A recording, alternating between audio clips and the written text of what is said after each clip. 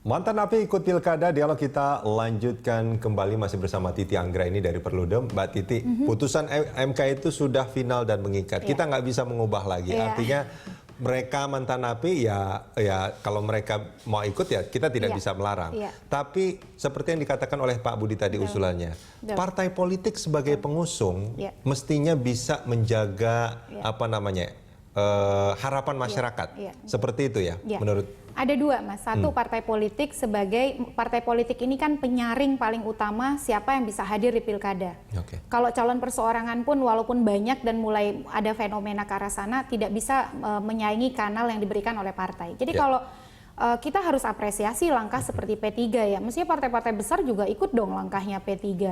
Nah, jadi mulai kita sekarang tuh apresiasi terbuka saja komitmen seperti P3. Yang kedua adalah pengadilan. Pengadilan harus punya perspektif yang sangat baik soal melindungi warga negara dari predator-predator politik ini gitu ya. Kan kita mencatat sejumlah nama misalnya Akhil Mokhtar, Sultan Batugana, Joko Susilo, Anas Urbaningrum dan beberapa nama lainnya yang dicabut hak pilihnya oleh hak pilih dan memilih ya? Hak untuk memilih dan hak untuk dipilih oleh pengadilan. Tidak hanya pengadilan tapi juga jaksa. Jaksa dalam memberikan tuntutan jangan hanya melihat hukuman pidana penjara atau denda, tapi juga kalau hukuman itu betul-betul misal perbuatan merugikan, tambahkan tuntutan untuk dicabut hak politiknya, hak untuk memilih dan hak untuk dipilih. Dan mereka tetap bisa hidup sebetulnya kalau kita bicara soal hak asasi kan, artinya kan sebetulnya mereka tetap bisa hidup seperti kebanyakan orang sebetulnya. Betul. Ya. Nah ini kalau kita bicara soal selain partai politik, itu harapan kita bahwa semua partai politik juga akan seperti itu, tapi juga kan kita nggak bisa mengharapkan mereka. Nah ini apa yang harus dilakukan? Makanya kemudian ada electoral engineering yang bisa kita lakukan ya. Kalau menyerahkan kepada pasal dalam ini perundang-undangan misalnya tidak optimal, pasar kemudian menjadi pilihan. Tapi kita masih bisa berharap KPU sebagai penyelenggara itu menjadi fasilitator masyarakat mengetahui rekam jejak si calon. Selama ini kan rekam jejak itu kalau cuma diumumkan di koran, berapa banyak orang yang baca koran. Nah bagaimana misalnya rekam jejak calon itu bisa didiseminasikan dan menjangkau banyak orang, tidak perlu yang kemasannya mahal, lalu kemudian secara eksklusif misalnya yang sederhana saja. Atau paling tidak di billboardnya para mantan napi memang saya mencalonkan diri sebagai itu tapi saya mantan napi gitu, harus ada tulisan itu juga. Dan itu tidak menyalahi putusan MK. Tidak menyalah putusan MK. Memang harus diumumkan kan? Betul, atau daripada misalnya pasang iklan sosialisasi pilkada, gambar iklannya anggota KPU semua, lebih baik uangnya dikonversi menjadi perinan rekam jejak calon, misalnya 1 lembar tapi semua pemilih dapat. Nah itu juga jadi cara. Yang kedua, media. Apa yang dilakukan oleh Berita Satu merupakan bagian dari pendidikan politik yang diambil peran oleh masyarakat sipil. Nah, satu penelpon lagi kita terima Mbak Titi dari Balikpapan. Pak Yanto, selamat pagi Pak Yanto.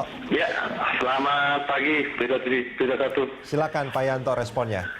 Iya, kalau menurut hemat saya dapat dengan Pak Budi tadi ya. Jadi khususnya parpol yang mengusung nama-nama calon berikut pilkada harusnya bisa selektif, apalagi orang itu sudah termasuk mantan narapidana.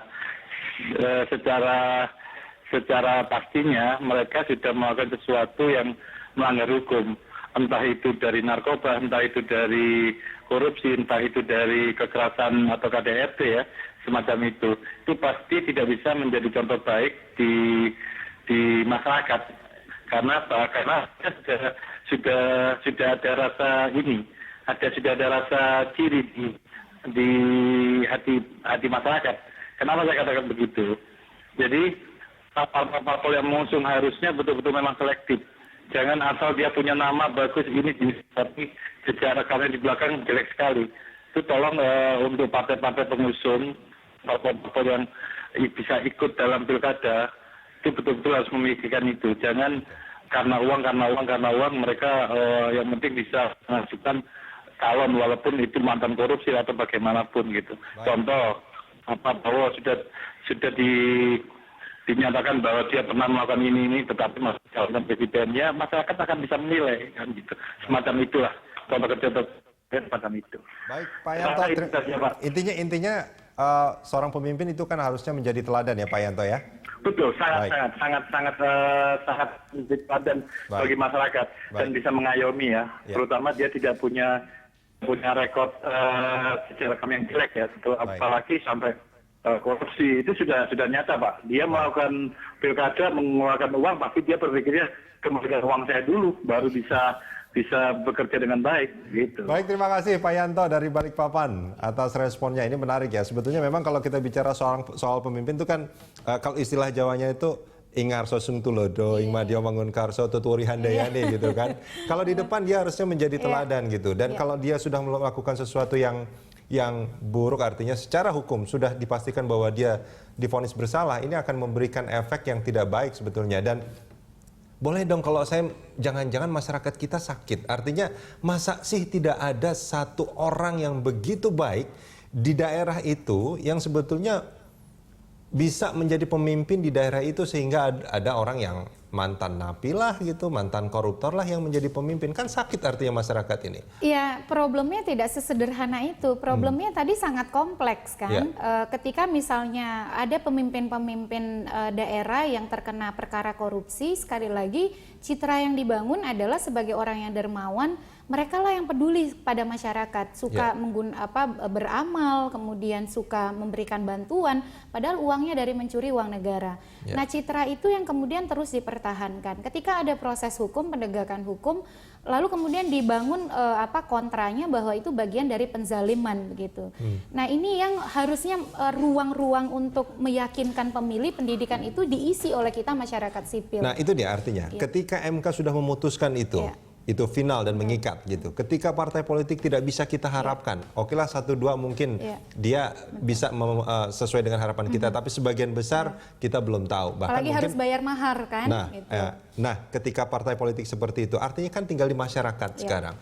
Apa yang harus dilakukan masyarakat sebetulnya untuk supaya tidak supaya tidak mudah dipengaruhi, supaya tidak melihat bahwa mereka itu orang yang dermawan segala macam, padahal sebetulnya kita nggak tahu uangnya dari mana, supaya kita lebih hati-hati dalam memilih apa yang harus dilakukan. Iya, dalam konteks ketika suka tidak suka, pilkada pemilu itu memilih orang yang populer. Nah, ketika 2017 kita akan mengalami pilkada itu. lagi di 101 daerah, di 7 provinsi, salah satunya Jakarta. Maka sebagai pemilih kita kembali kepada kesadaran, pilihlah pemimpin yang memang dia itu bekerja untuk kita gitu ya. Jadi kalau dia ada yang dermawan dan lain sebagainya bukan kebaikan individu, tapi memang sebagai kewajiban pemimpin.